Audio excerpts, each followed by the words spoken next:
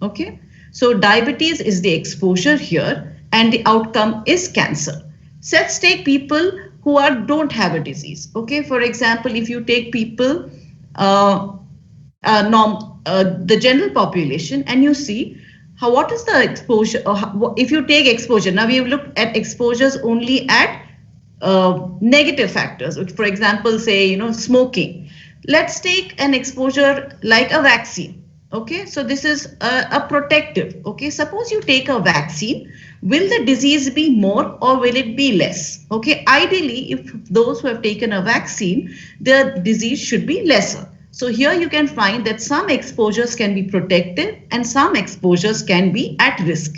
Okay, so we want to see, whenever you want to see whether there's an association between exposure and outcome, you want to look at certain risk measures, and then you will see what is the strength of association between the exposure and the outcome.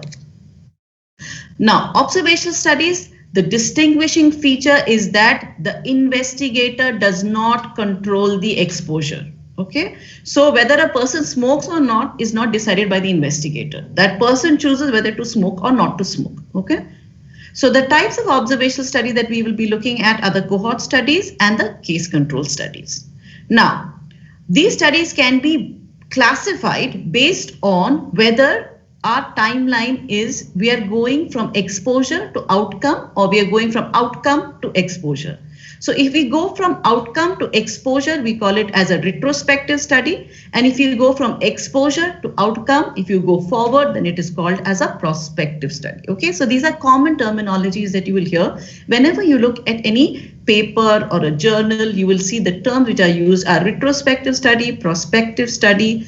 Okay, this is a field study. The field study could be a community-based study, it could be a hospital-based study, or sometimes what they could use is data from a database. Okay, so hospital records are already available. Okay, if you go to a primary healthcare center, records are available. You don't look at people, but you look at records and you take out data from a record.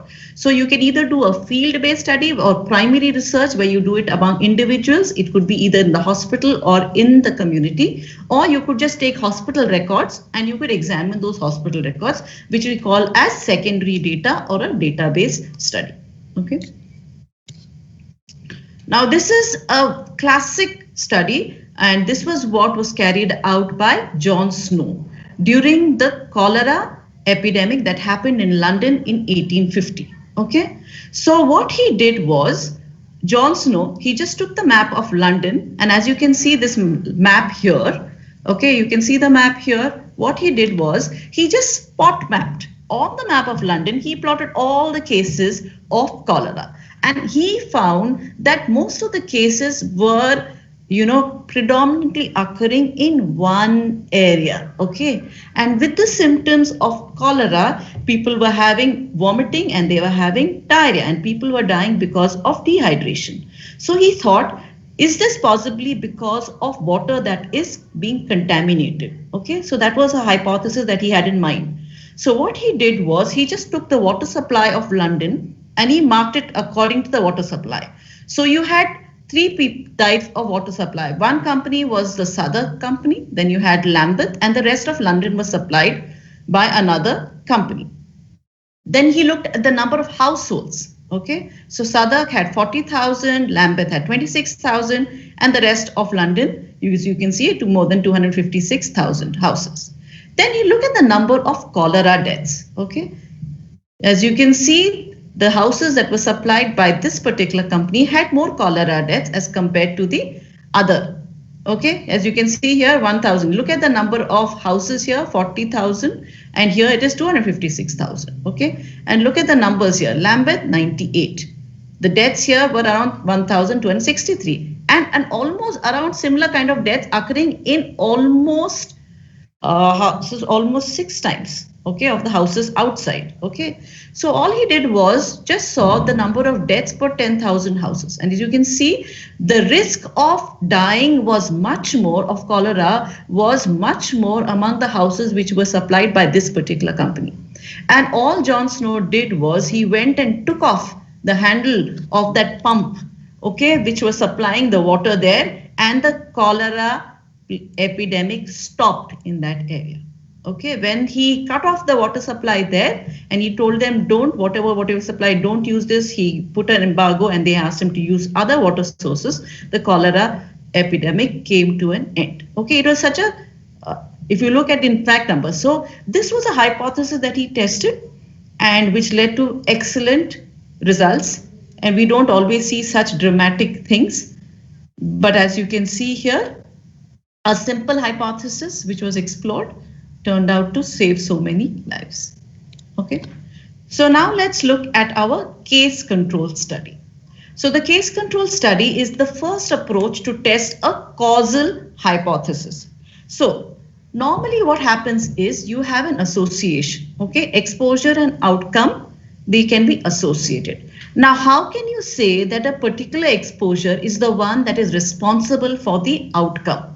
Okay, if you want to say that a particular exposure causes the outcome, then that is a causal hypothesis. So whenever you want to say that a particular exposure is associated with an outcome, you have to carry out analytical studies. So the first approach to test a causal hypothesis, suppose you want to establish causation between an exposure and an outcome, we begin with the case control design.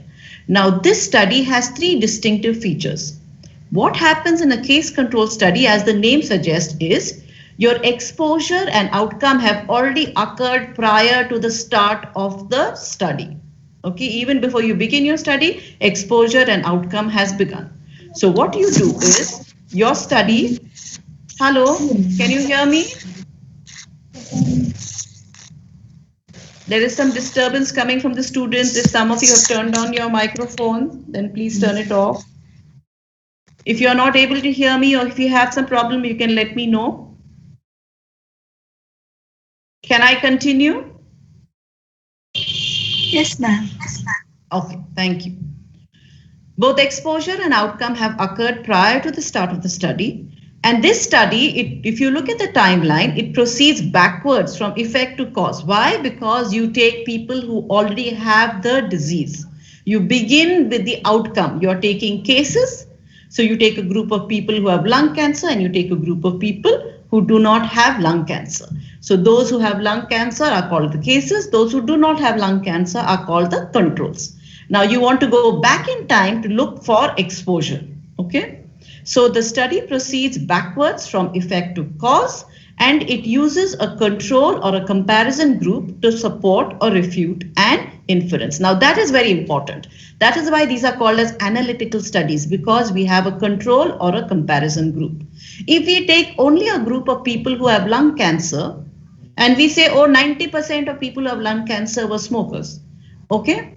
But if we don't take a group, a comparison group, people who don't have lung cancer, we can have people who don't have lung cancer also being smokers. Okay, so if we want to establish smoking as a cause of lung cancer, we need to have a comparison group.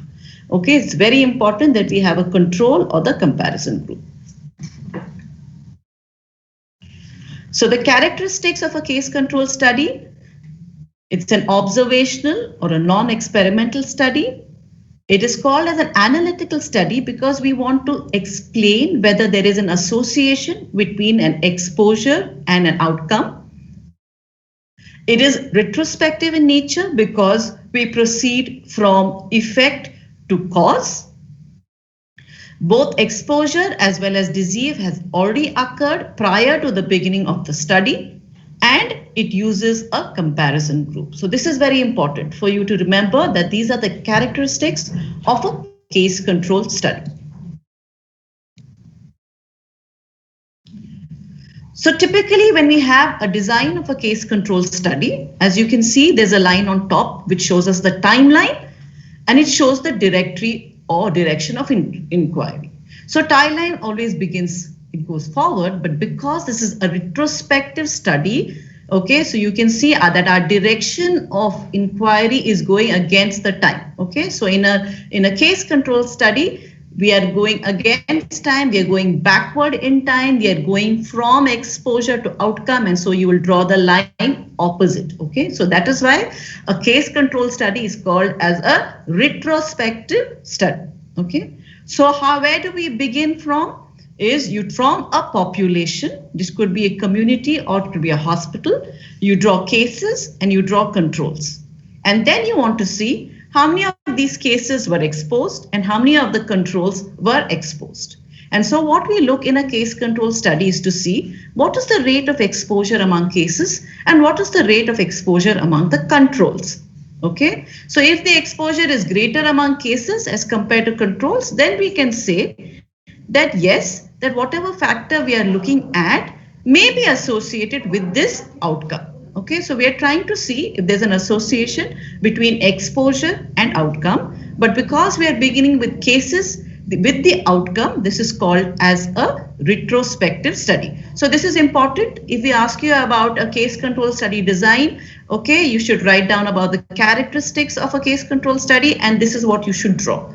Okay, you should draw that where you're drawing the population from, cases and controls, and exposure and the exposure rate among the cases and the controls. So this is the study design.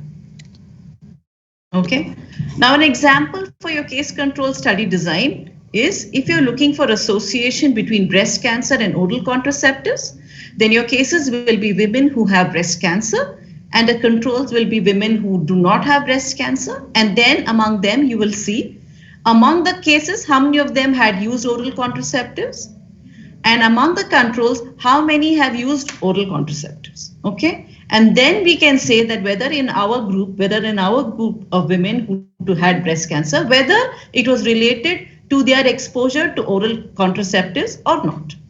Okay, another study that has been done is taking cases of pancreatic cancer. Okay, so you take a group of persons who have pancreatic cancer and a group of persons who do not have pancreatic cancer, and you see how many of them are taking coffee and how many of them are not taking coffee. Okay, to see whether coffee consumption is associated with pancreatic cancer. Now, the more common cause of pancreatic cancer is alcohol consumption. Okay, but someone also came up with a hypothesis: is does drinking coffee also give you cancer? Okay, so that is one hypothesis. So you have a hypothesis which you begin, and if you begin with the outcome, then that becomes a case control study. So now we will go on to see how to carry out a case control study. Okay, so the basic study steps of a case control study are that you have to select cases and you have to select controls. Now, a very important part is matching. Okay, what happens is your cases and controls can be different, right? Because they are one group that has disease and a group that does not have disease. Okay, if they are dissimilar, if they are not alike, okay, then we can have a bias. A bias is a wrong conclusion, okay, an invalid, an error, a systematic error that is called as a bias. Now, if we want to reduce our bias, we have to carry out matching in a case control study. Okay, so the next step after you select cases and controls, you want to see that your cases and controls are comparable, and therefore we carry out matching. After you carry out matching, then you have to measure the exposure. Once you measure the exposure and you brought down all your data, then you analyze your data and then you interpret. Okay, so these are the basic steps. Now let's look at each step. Now, very important is we understand the design of the case control research. Okay, so this is a 2x2 table, and this is the hallmark of the data that you collect in a case control study. Okay, so whatever data you collect, ultimately what you're going to put it down is into this 2x2 table. So as you can see, you have a health event or the disease. So for example, if we are looking at breast cancer, so women with breast cancer is present and absent. So present are all your cases and absent will be the controls. And then you're looking at the exposure. So exposure, if you're looking here at oral contraceptives, how many of them took oral contraceptives and how many did not take? How many were exposed and how many were non-exposed? And therefore, after we put that down in, then we put this down, okay, A, B, C, D. Now it's important where you put this A, B, C, D and how you line it up, because most of the calculations that you're going to do is based on this. So if you look here, you can see that A represents people who have the outcome and who are also exposed. Okay, so A is those With outcome, those who have breast cancer and who have taken oral contraceptives. Okay. B is those who do not have the outcome but have been exposed. Okay. They don't have breast cancer, but they have taken oral contraceptives. C is those who have breast cancers but who did not take OC pills. Okay. And D is those who do not have breast cancer and who did not take the exposure. Okay, so A, B, C, D has a particular meaning, and that's important. That's why I'm spending time and explaining to you about how we structure this table. So when you know who is what, then you can put it properly, right? So your A plus B will give you those who have both the disease or who may not have the disease but who have been exposed. So A plus B represents the exposed population, and C plus D represents the non-exposed population. Okay, and your cases will comprise of A plus C for those who have the breast cancer but may or may not have been exposed, and B plus D represents your controls who do not have the disease but also may or may not have been exposed. So your total population comprises of A plus B plus C plus D. Okay. Okay, so this is what I've already told you. A is those with both disease and exposure. B is those who are exposed but don't have disease. C is those who are diseased but not exposed. D is neither diseased nor exposed. Okay, A plus C is all of those with disease. These are your cases. A plus B is all of those with exposure. B plus D is all of those free of disease. And C plus D is those without exposure. Okay. Now, all A plus B plus C plus D are those who are at risk. And remember, now we are trying to estimate the risk. So how do we select the cases? So cases selection, you can choose the site. You can go to a hospital. If you have a small hospital, don't have enough, you can include many hospitals. So it can become from a single study site. You can also have a multi-centric study.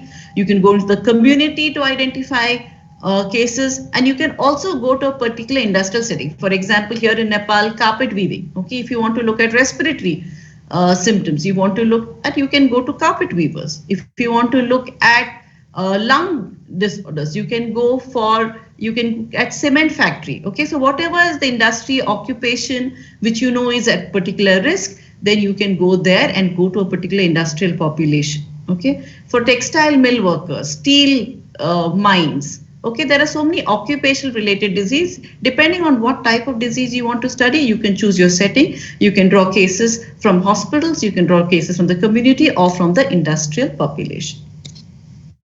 Now, very important is that when you're selecting a case, you must have a case definition. Okay, so you should have some diagnostic criteria. You can use either clinical criteria, you can use lab criteria, depending on what funding you have. Okay, so you can take that, you must decide what stage of disease you're looking for. All of that has to be defined. Now, once you define your case and you select it, for the whole period of your study, you must keep that same. You can't choose different definitions at different time periods. Okay, once you set your case definition, or you have to use that case definition for the entire period of your study. Now, normally what happens is people go in and just take in cases whichever about, but ideally what you should do is take newly diagnosed cases within a specified period of time. So usually what you take is, if you are looking at lung cancer, those who have been diagnosed with lung cancer in the last 1 year. If you're looking at diabetes, diagnosed with diabetes mellitus in the last 1 year. Why we say last 1 year is because the longer the duration, you can have other complications which can come into and which can change the picture. So if you're wanting to look at exposure and association, you may have other things which will confound the image, and therefore it is better that you take persons within a certain time and newly diagnosed cases, okay, for a case control study. Just giving you an example of a case definition here. Okay, for measles, for example, clinical description, a rash lasting for more than 3 days, temperature 101 degrees, having cough or coryza. So that's a clinical description. Or you can take a lab criteria. Okay, either you're looking for a measles immunoglobulin, you're looking for an antibody, or looking for a rise in the antibody level. Okay, or you can also classify based on suspected cases, probable cases, and a confirmed case. Okay, so probable cases where you have a clinical case definition, and confirmed is where you have lab confirmation. Okay, any suspected, you can look at any febrile illness which has a rash. could be measles. Okay, so you have to choose which definition you want to work. Normally when we work in the community, we take a simpler definition. Okay, we take something that can be used rather than using a lab definition. If you're working in a hospital where you have access to lab facilities, you can choose to use a lab. But it also depends on what type of hospital you are working in.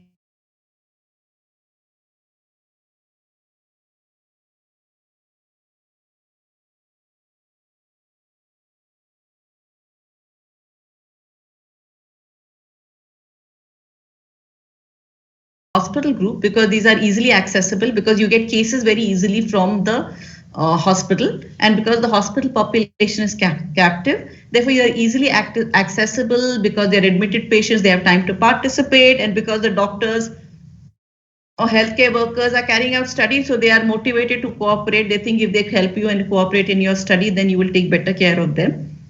And your cases and controls may also be drawn from similar social and geographical. So normally people who come to a particular hospital come from a particular environment. Okay.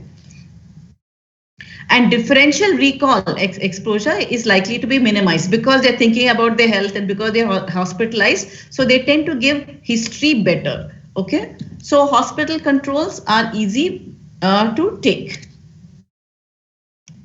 So after you have selected your cases and your controls, it is important that we ensure comparability between cases and controls. Okay, remember in statistics, we cannot compare apples with oranges.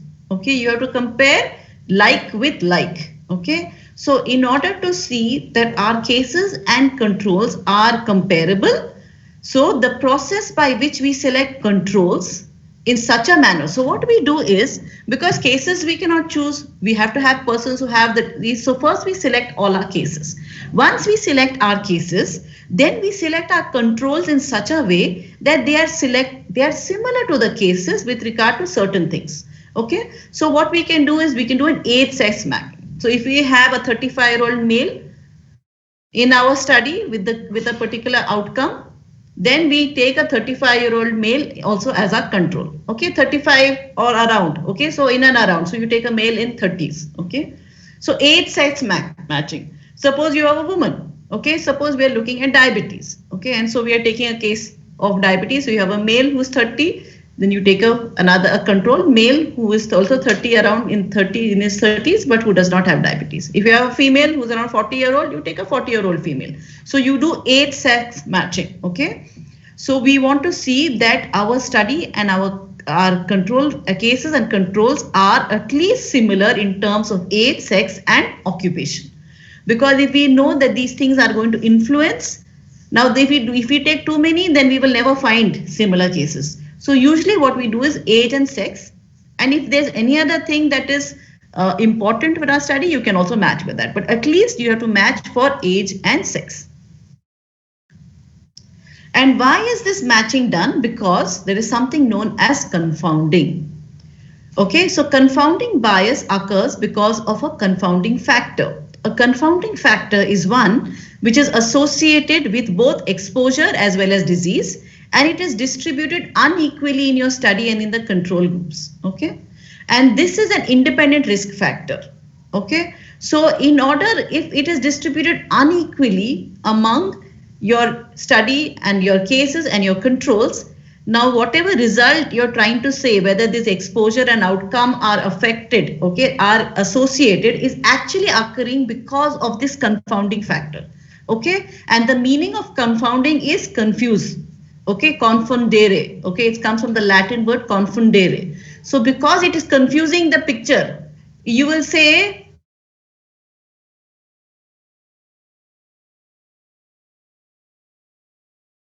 the confounding there was smoking. It was the smoking which was causing the cancer, and because many people who smoke also drink coffee, and so they were thinking that it is the coffee which is causing the cancer. Okay, so association between coffee drinking and pancreatic cancer was being confounded by another factor, and smoking is associated with pancreatic cancer. It is also associated with coffee drinking. Okay, and so it can confuse the picture. Okay, so confounding as a factor is an independent risk factor, and it can confuse the picture when you want to study two other factors. Okay, and therefore the simple way to do is that either you take, if you have how many people are drinking coffee in your cases, you have an equal number of people who are drinking coffee in your controls. Okay, so that's how you match them. Okay, so you can match pairwise or you can match as a group. So you can do one by one. Okay, or you take all your cases and you see, okay, how many males I have, how many females I have, then I should have equal number of male and female here. What is the general age group here? It is around this much, so I see a general. So you can do it as a group of cases and controls, or you can do by taking one case and then matching a control to it. Okay, so depending on how much time, how many what resources you have, how many people are helping with the study, you can choose what to do. Okay, so remember that we carry out matching in order to make our cases and controls comparable, and because there's something known as a confounding factor and a confounding bias, when we do proper matching, we are reducing this bias. Now, after we've selected cases, we've selected our controls, and we've carried out matching to a certain extent, then we are going to go ahead and measure the exposure. Okay. So exposure we can measure either by asking them questions, by giving them interviews or questionnaires. So it depends on the literacy of the cases and the controls. If they can read or write, and if they can answer a question, you can give them a pro forma. So often if you're going to do among healthcare professionals, like there was a very lovely study which was carried out among doctors. So you can just give them a questionnaire. Doctors are intelligent, they can understand what you're talking and they can tick. And because you're maintaining confidentiality, you can be assured that they will give you the right answer. Okay, so you can do either interviews, you can do questionnaires, or you can look at past records, you can look at hospital records, you can look at employment records. Now, occupational health is very important, especially in industries where there is exposure to carcinogenic agents. They maintain records very well. So you can go and look at the records. You can look at the baseline function. You can look at baseline lung function. You can look at blood examinations which were done in the past. So because they have to have annual examinations. Okay, so you can look at records. So you can see on what you want to. You can look for exposure. You can look at ionizing radiation. What was the usage of OC pills? Okay, so exposure could be so many different things depending upon the question that you're asking. Then to make sure whether you can also ask for samples. You can do a blood test. Okay, you can do urine examination. Okay, so you can ask for biological samples, examination, and also past lab reports and results. Okay, so that's how you have to measure the exposure. Once again, just reminding you about the design of the case control study. Okay, so you have, this is your cases, these are the controls, and this is whether they have been exposed or not. Okay, so remember what we had told you about this. So now you have carried out the study and you've measured the exposure, and now you've got your data. Now from the data which you have got, an important thing that you can get is the exposure rate. Okay, so you're going to see among the cases how many people have been exposed, and among the controls how many people have been exposed. Okay, and then once you get the exposure rate, also you can estimate the risk. Now it is very important, what is risk? Okay, when is risk is what is the probability of occurrence of the disease, right? So estimation of risk. The best measure of risk is to assess the probability. But in a case control study, what we calculate is the odds ratio. Okay, so remember this word, odds ratio, which is very simple. Okay, it's a cross product, AD upon BC. Now we will see what is this. Okay, now remember I told you risk. Okay, we are trying to estimate risk. Whenever we are looking at in analytical studies, we are trying to estimate risk. You're trying to see if a particular person is exposed to something, what is the risk of developing the disease. Okay, but in a case control study, we have started from the disease. Okay, and then we are looking at among those who are the disease, how many of them have been exposed. Okay, so what is this difference between probability and odds? So you will hear two things, right? Probability is risk and odds. Okay, so the probability that an event will occur is the fraction of times that you expect to see that event in as many trials. So the probability always ranges between 0 and 1. Okay, odds are defined as the probability that the event will occur divided by the probability that the event will not occur. Okay, so if the probability of an event occurring is y, For example, let's say it is 80%. Okay, 80% is written in decimals as 0.80. Okay, because 1 is 100%. So 80% is 0.80. Okay, so if the probability of an event occurring is y, then the probability of the event not occurring is 1 minus y. Okay, so if the probability of the event is 80%, then the probability that the event will not occur is 20%. Okay, so risk is, so I am asking the question, what is the risk? So risk is probability. So here we are saying probability that the event will occur is 80%. Okay, so what is odds? It is the occurrence of an event to the non-occurrence of an event. So the odds of an event represent the ratio of the probability that the event will occur to the probability that the event will not occur. So that means y upon 1 minus y. So if you take 80% as the example here, so 80% divided by 20%. And what you get the answer is 4. Now what is this 4? Okay, now we will understand when we see what this is for. Okay.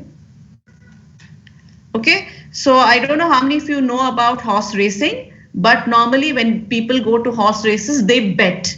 Okay, and they bet based on the odds.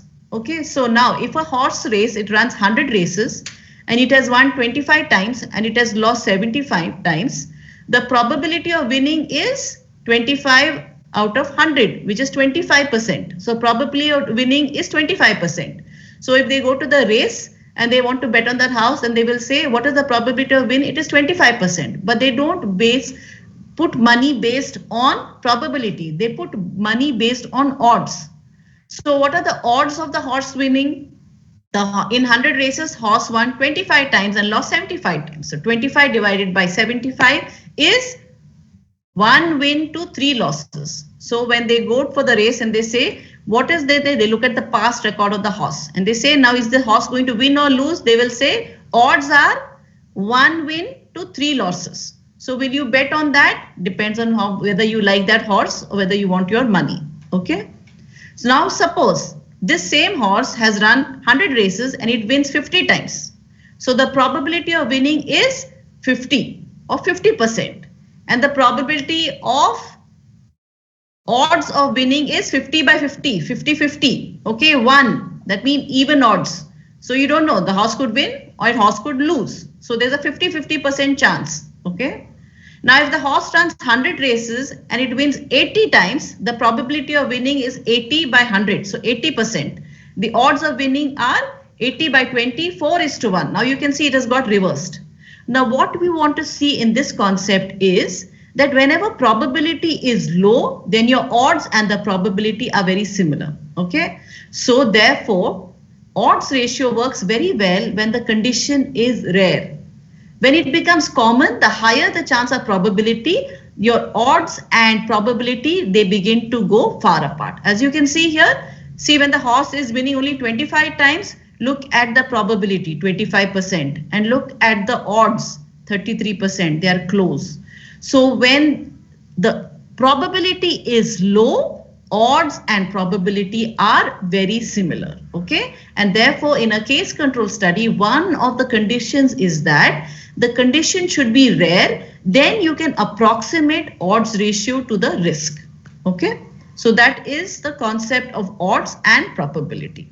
Okay, now why can't you just calculate the probability and the risk? Why calculate odds ratio? Because whenever you want to calculate incidence, you have to take a group of people who don't have the disease and you have to measure the occurrence of disease over time. You have to follow up a prospective study in the cohort study. The next study that we see is a cohort study.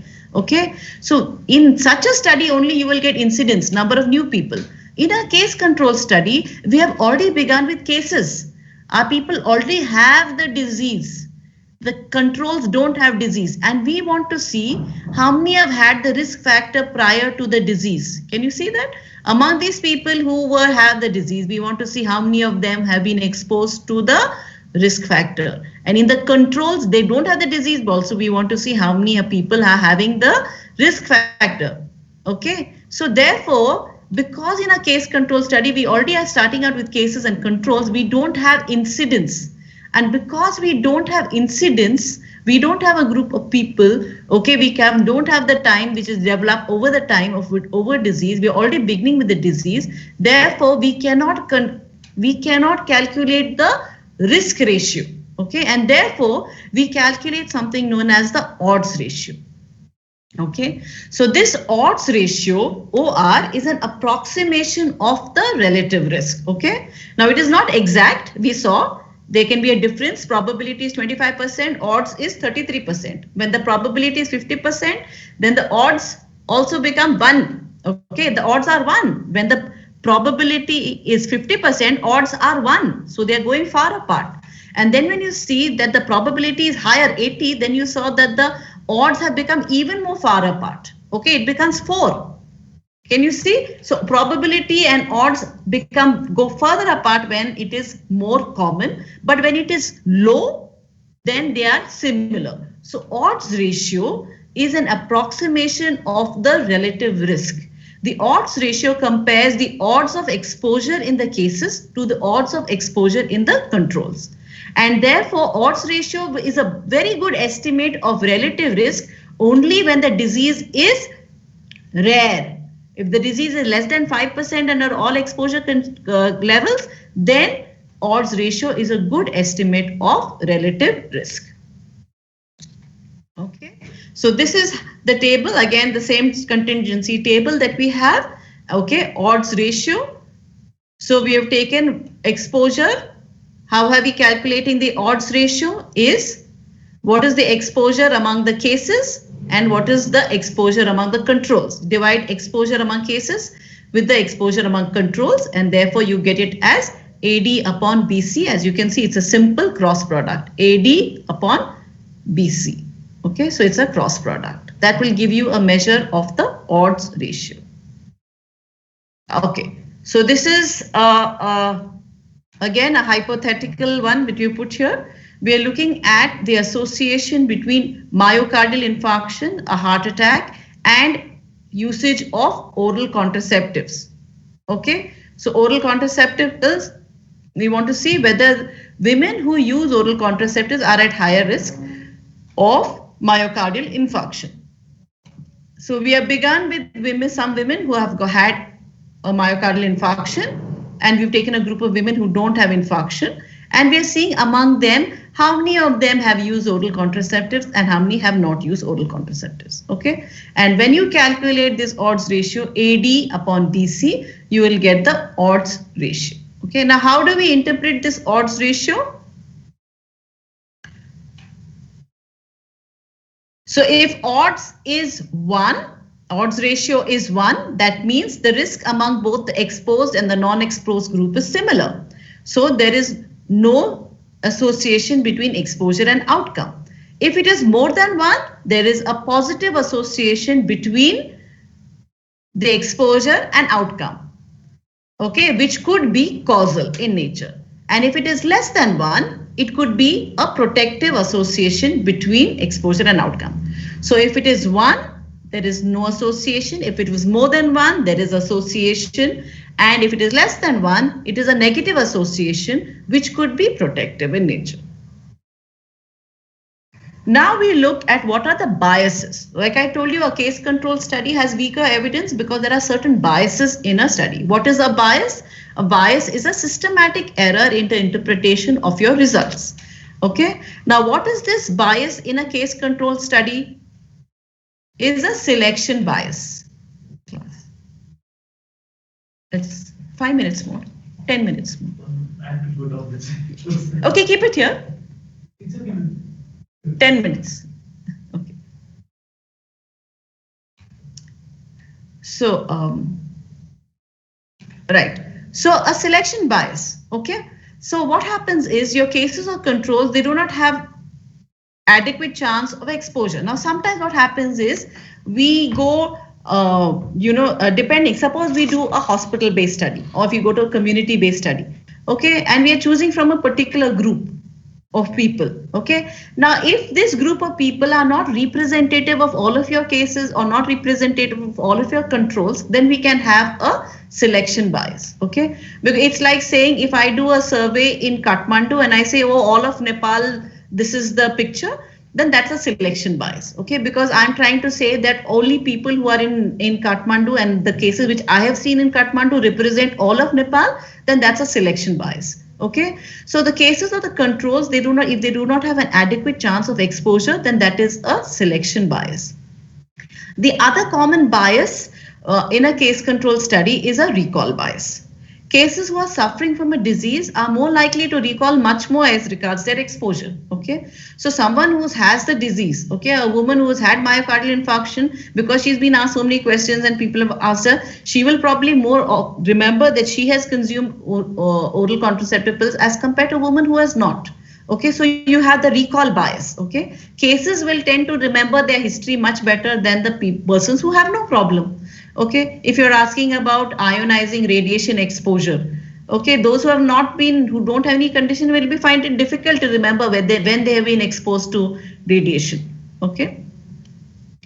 Then the other bias that is seen in a case control study is called as a Bergsonian bias. Now it's called Bergsonian because it is described by Bergsons. Basically, it's Bergson's bias, okay, per person called Bergson. Now what happens is when you carry out, this is a bias that you see typically in hospital-based studies. Okay, because the probability of admission to a hospital or detection of the outcome may be more among cases simply because of the exposure. Okay, now rate of admission can change from place to place. When you take up hospital based studies, you always get very severe prognosis because more severe cases are admitted in a hospital. Okay, so whatever happens is that sometimes your disease or that you're looking at, your outcome, okay, maybe much more in the hospital setting because they have been admitted there. Also the exposure also, you know, especially if you're looking at people who are consuming alcohol, you have more people who consume alcohol who have come to the hospital, but they may not be necessarily associated with the particular exposure or outcome that you're looking at. Okay, so because of this little skewing of result, because you have more people who are more ill, more people who consume alcohol, more people who consume, you know, who smokes you know, tobacco or chew tobacco come to the hospitals, and therefore you might get more association. Okay, so typically this is called as a Bergson's bias. Hospital based studies will always give you more severe outcomes. They will always give you stronger measures of association because of this bias that happens in the hospital studies. Okay, the probability of admission to a hospital or detection of outcome may be more among cases simply because of the exposure. Okay, so it is the exposure that is determining the rate of admission rate as well. Another bias that can occur in a case control study is an observer's bias. If the observer is aware of the case control status, then what happens is the observer investigator will ask the cases more questions than asking the controls, because you know control does not have too much, so you don't ask control as many questions. So that's an observer bias. And the good way of doing that is to actually make the observer blind. The observer should not, or investigator should not know who is a case and who is a control, so that you can eliminate that bias. Okay, and then we also found out about the confounding bias. You can have other factors which interfere with your association between exposure and outcome because they are associated with both exposure as well as the outcome. So we have to be careful. There are a lot of biases that can take place, can occur in a case control study, and these have to be looked for when the results are being presented. Okay, but having said all of that, there are many advantages of a case control study. It is easy to carry out, it is inexpensive, it requires